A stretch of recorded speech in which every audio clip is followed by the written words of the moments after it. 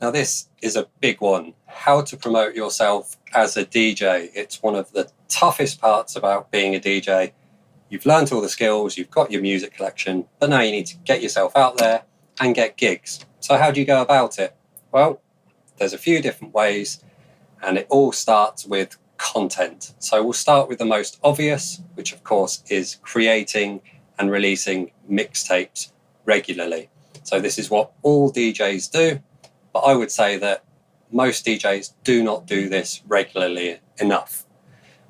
Ideally, you'd put out a mix a week, maybe a couple of mixes a month, but most just put out maybe 3 or 4 mixes a year.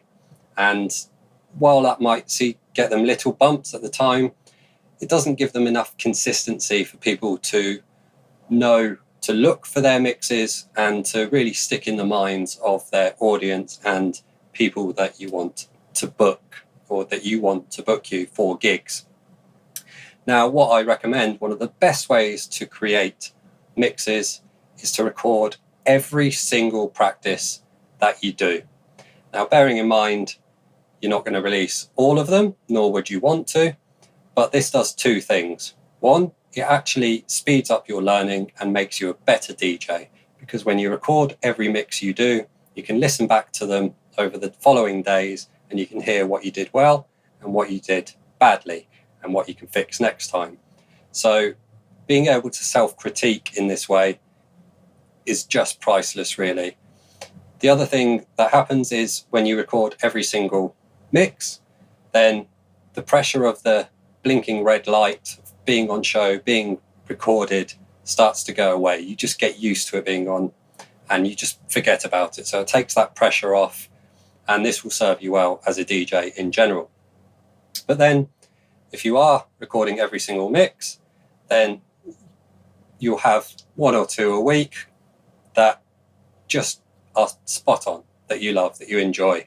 And then that is just ready-made content for you to put out.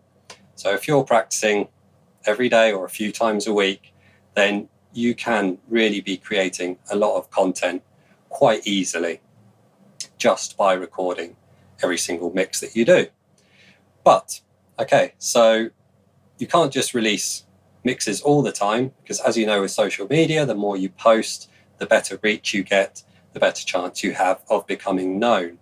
So you're going to want to find other ways to get yourself out through social media and prove that you're an expert and show what you can do and relate to your audience. So how do you go about that? So you want to create different types of content. A good idea is to come up with categories for your posts. So mixes would be one, but then gear posts would be another. So what gear do you use?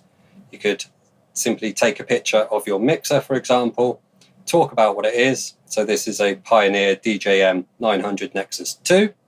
So you can post that, talk about why you bought it and what you like about it. So then that's one easy post. Doesn't require a huge amount of time. It's just a photo with a description. Same goes for your decks. You can just call out what they are and tell your audience what you like about them. Same goes for your laptop, any peripheries you use, iPads, little controllers, microphones, the cameras that you use to record. All of this is easy content because you already have it to hand. Now, an extension of that is to then go into individual features. And as you can see with these, they are packed with features. So, I mean, on this DJM 900, you could just get 10 posts out of this easily just by talking about the effects, the different EQ options it has, what you can route in and out, and what you actually plug into your mixer, all sorts really. Same goes for your decks. What individual features do you have that you like?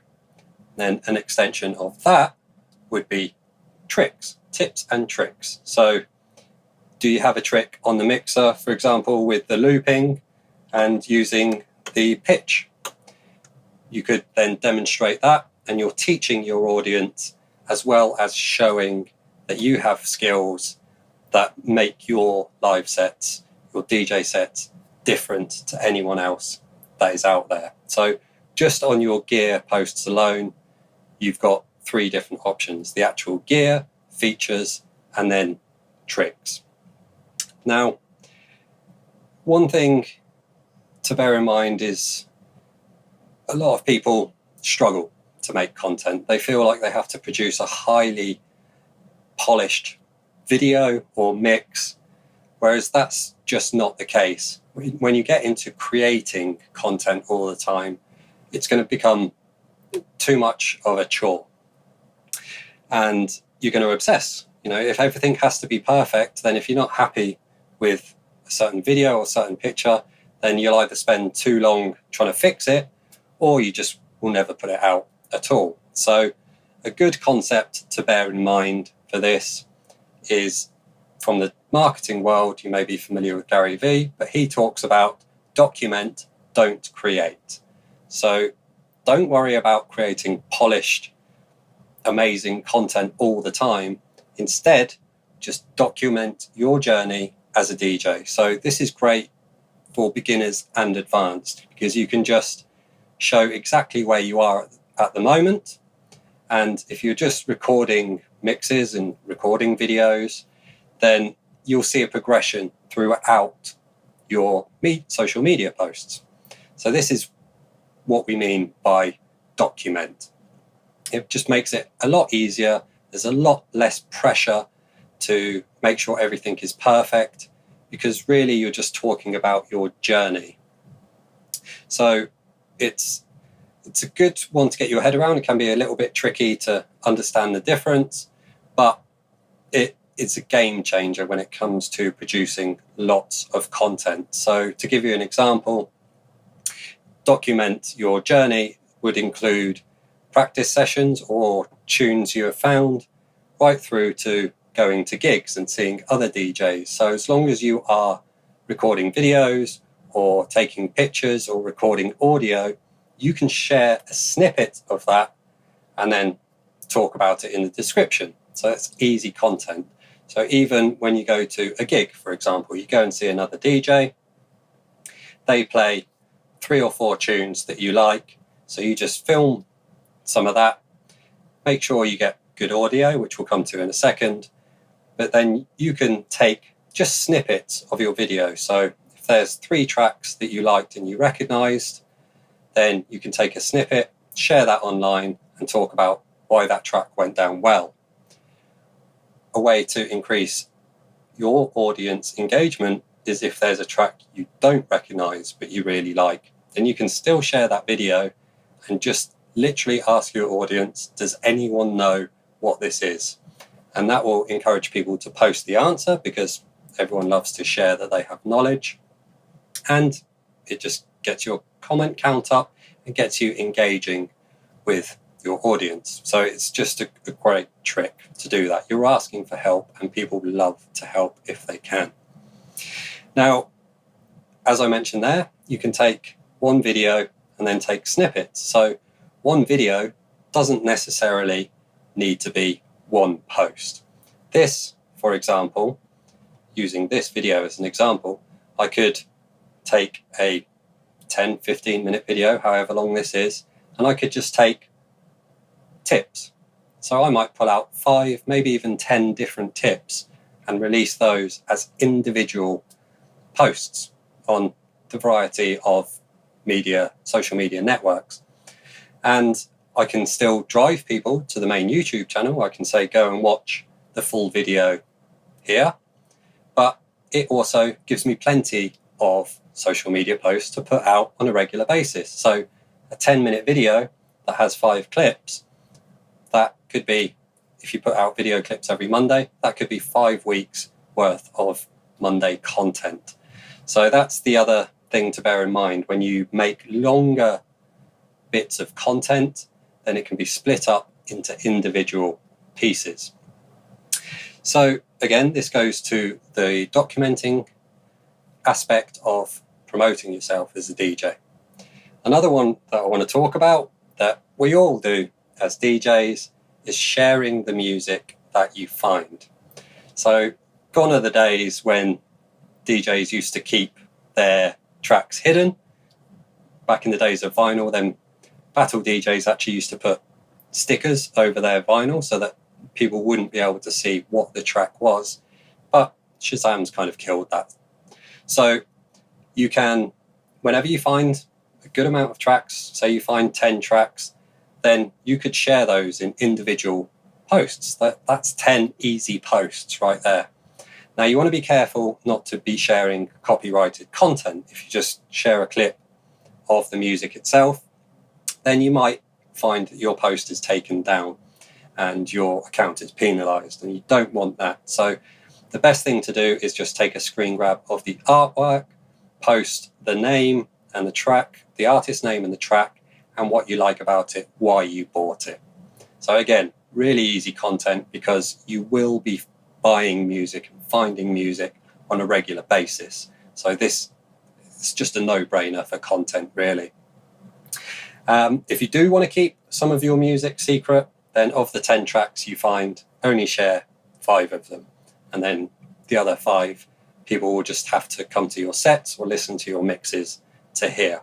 So that's a really easy way to make content. Now I want to share a couple of ways to reach out to people or to get help in promotion, basically. So the way to get help from promotion or with promotion is to collaborate with people.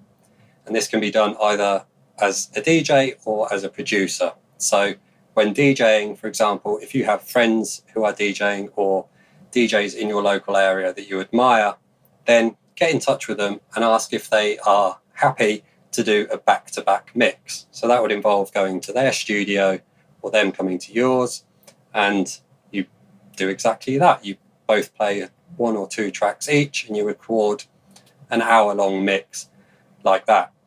And the great thing about this is it's not just you sharing your mix through your own network. You've then got someone else that is going to share that mix through their network.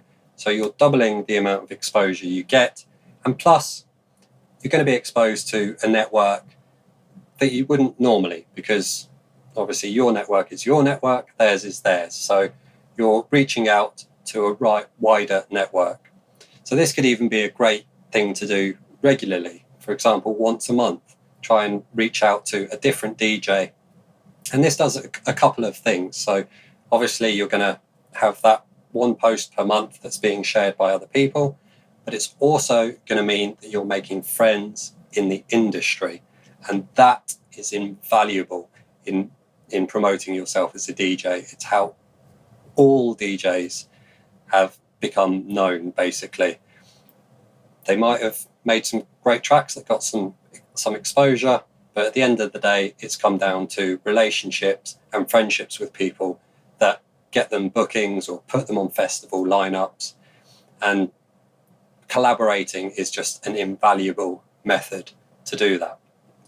Now, there is a way to passively network as well. And again, this is easy social media content, and that is shouting people out. So whether this is another DJ, whether it's a club, whether it's a night or a promoter that's put on a great event, then share a snippet or a video or a picture and make sure to tag that person in it and tag the record label and shout them out, basically, and just say why you loved their mix or their track or their event. Now, this is what I'd call passively networking, because with networking, a lot of people go into it and they want something. So they're approaching a promoter and they're saying, can I have a gig? And that's just all they're in it for. Whereas this, it's not asking for anything. It is literally just saying, I found this, I like it, and I want to share it. And that's just great, because the artists or the event or the label that you're sharing is getting free promotion. So they're going to love that, particularly in these days where promotion is hard, which is why we're doing this video.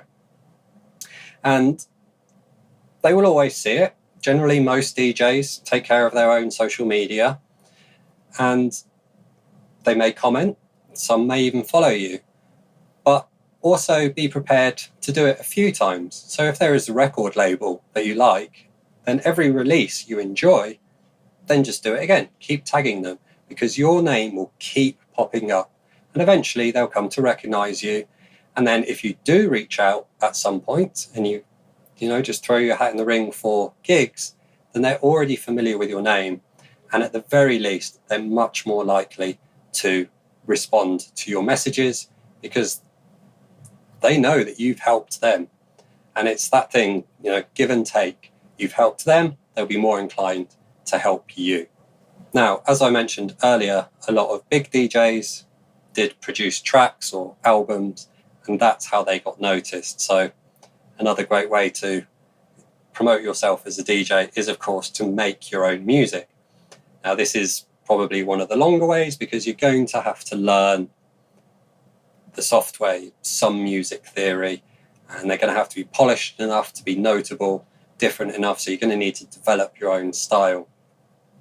But if you love the music and you've fully up to speed with DJing, then there is a lot of crossover to learning skills in production. So you will find a lot of it very intuitive.